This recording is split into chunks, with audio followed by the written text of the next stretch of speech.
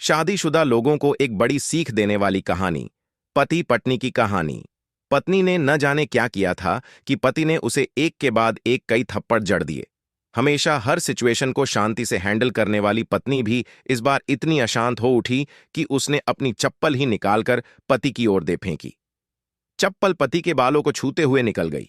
ये किस्सा यहीं पर खत्म हो सकता था, मगर पति ने इसे अपनी मर्दानगी का विषय बना लिया और बात बद से बदतर होती चली गई। रिश्तेदारों ने भी आग में घी का काम किया।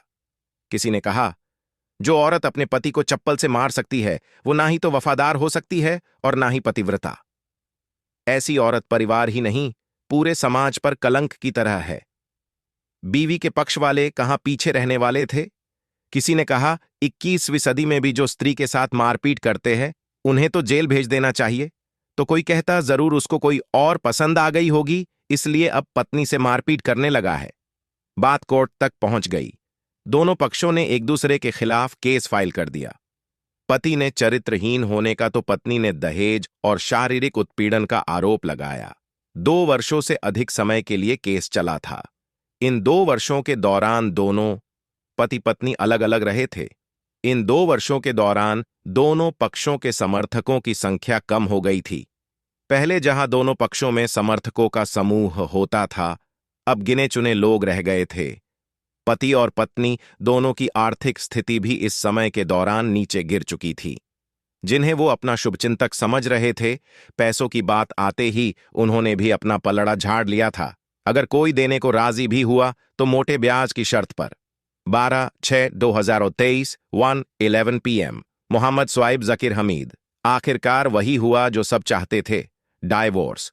हर कोई खुश था, दोनों पक्षों के रिश्तेदार, उनके माता पिता और दोनों के वकील।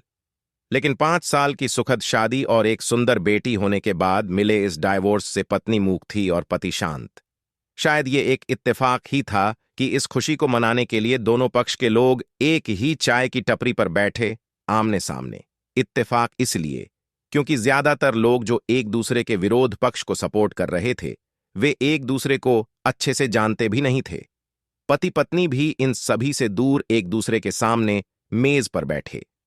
पत्नी ने पति से कहा, अब तो खुश होगे ना, तुम्हारे मन की जो हुई है मुबारक हो।